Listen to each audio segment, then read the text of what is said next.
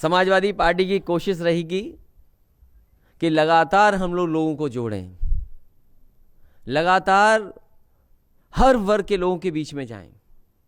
Samajwadi party कोशिश करती रहेगी इसी तरीके से हर वर्ग के लोगों को समाजवादी पार्टी जोड़ेगी। जिस समय जोड़ने में हम लोग कामयाब हो जाएंगे, आने वाले समय में समाजवादी पार्टी की सरकार बनेगी।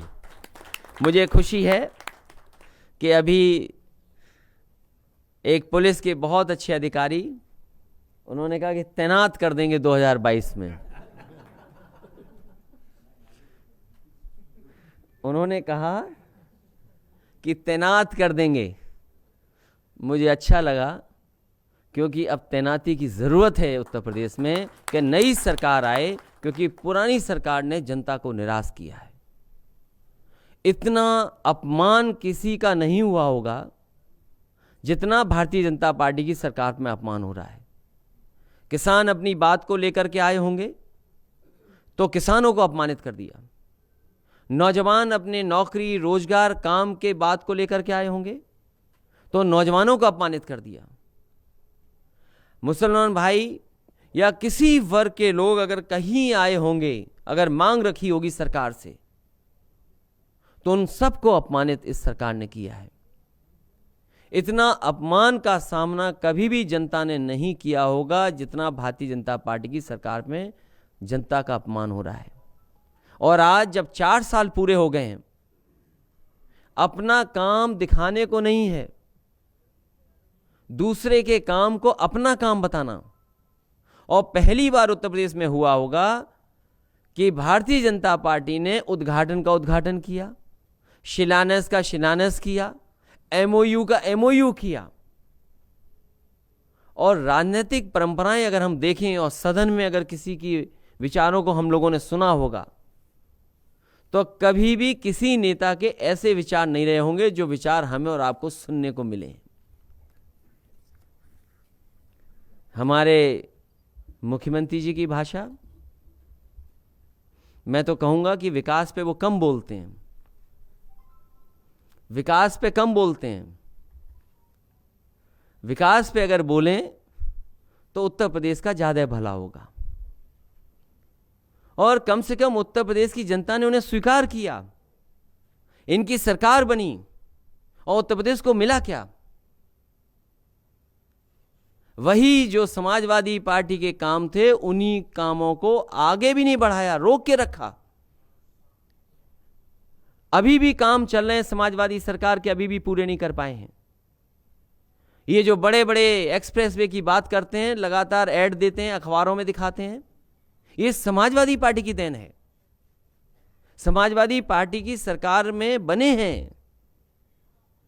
पहले कहा कि दिवाली पे शुरू हो जाएगा समाजवादी पूर्वांचल एक्सप्रेसवे, फिर कहा नए साल पे शुरू हो जाएगा, फिर कहा अप्रैल में शुरू हो जाएगा, और अब पता नहीं कब शुरू हो पाएगा।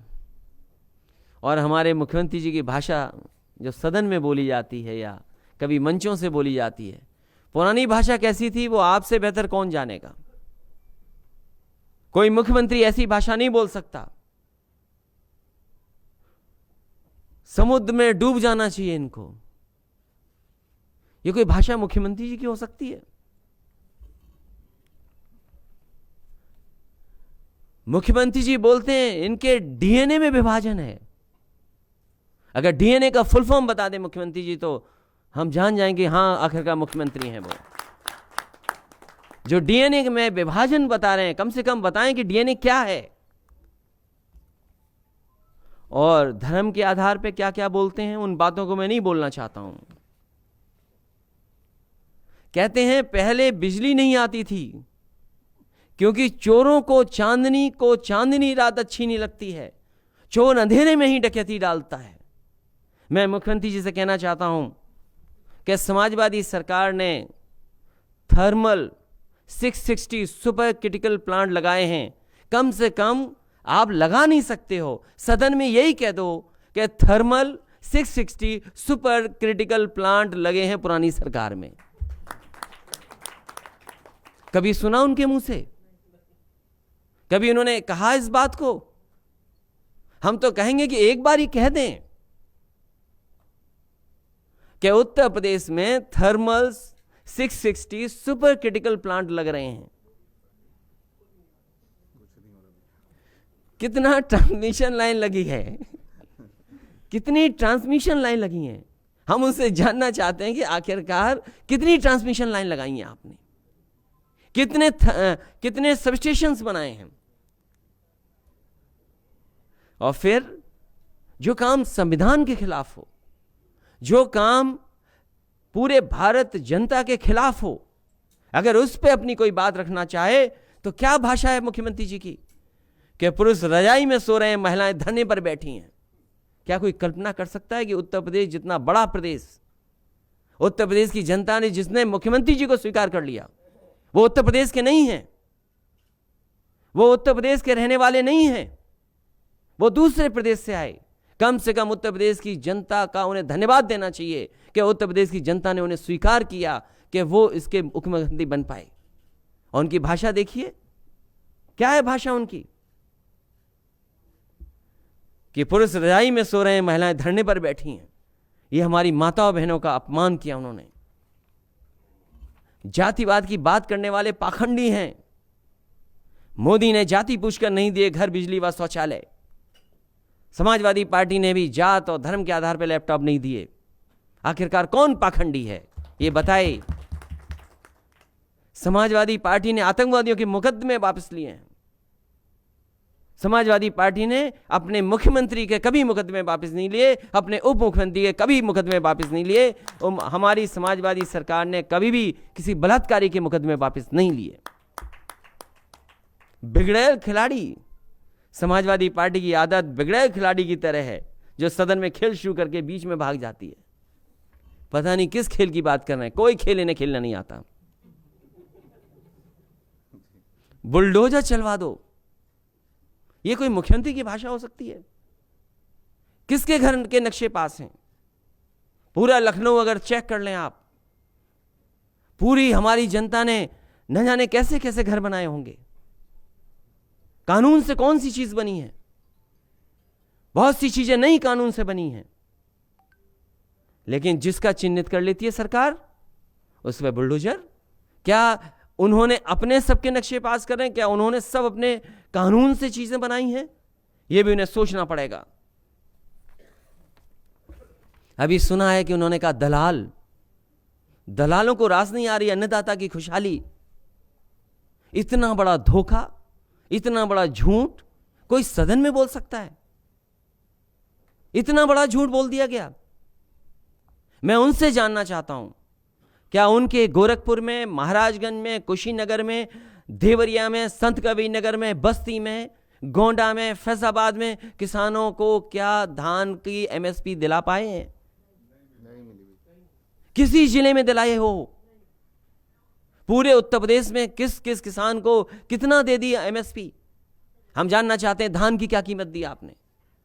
आप अभी भी गन्ने का बकाया कहते हैं कि कई सालों का हम जोड़ दें, कई सालों का हम जोड़ दें तो उतना भुगतान किया है। मैं उन्हीं से जानना चाहता हूं कि आखिरकार गन्ने के सुधार में और उत्तर प्रदेश में किसानों की मदद अगर किसी ने की तो समाजवादी पार्टी ने की। और आज भी जो चीनी मिलें और जो आधार खड़ा है वो समाजवादी पार्टी का देन है। कहते हम चीनी मिल बेच रहे थे। मैं उनसे जानना चाहता हूं कि अगर वो वाकई में योगी हैं तो सच बताएं कि आखिरकार उत्तर प्रदेश में चीनी मिल कितनी लगवाई हैं, चाहे वो नेताजी ने लगवाई हो, चाहे समाजवादी लोगों ने लगाई हो। कोई बताए कि कौन सी चीनी मिल हम लोगों ने बेच दी। और ठोक दो नारे का क्या असर है? ठोक दो नारे का तो असर ऐसा है, आ जाओ, ठोक दो नारे का तो असर ऐसा है। महाराज सिंह तो बैठ जाओ, तुम आ जाओ। ठोक दो का तो असर ऐसा है कि किसी का कुछ नहीं पता और कानून व्यवस्था में क्या नहीं हो रहा। इतनी लूट और भ्रष्टाचार कभी नहीं हुई होगी पुलिस विभाग में जितना भारतीय जनता पार्टी की सरकार में हो रही है। और मुझे खुशी है इस बात की कि पुलिस के अधिकारी रहे तो उन्होंने बताया कि क्या समाजवादी पार्टी ने स्ट्रक्चरल चेंज किया है, क्या इंफ्रास्ट्रक्चर दिया है पुलिस को। वो जो भवन बना है पुलिस भवन, जो पहली बार घुसता है उसके अंदर वो ये नहीं मानता कि पुलिस का ऐसा भी भवन हो सकता है। और पुलिस को इसलिए इतना अच्छा भवन और इतना अच्छा इंफ्रास्ट्रक्चर दिया कि कम से कम जनता को न्याय मिले। लेकिन वहां बैठ करके लोगों ने अन्याय किया, लोगों के साथ झूठे मुकदमे लगाए। ये 100 नंबर इसलिए नहीं बनाया गया था कि आप उनकी गाड़ियां खत्म कर दें। 100 नंबर इसलिए बनाया गया था कि रिस्पांस सिस्टम बेटर हो, लोगों को अगर जरूरत पड़े तो समय पर पुलिस पहुंच जाए, और समय पर पुलिस पहुंच जाए तो उसी समय लोगों की मदद हो जाती है। और कौन भूल जाएगा मुख्यमंत्री की वो भाषा कि सांप और छछूंदर वाली बातें। ये कह रहे हैं, बताइए।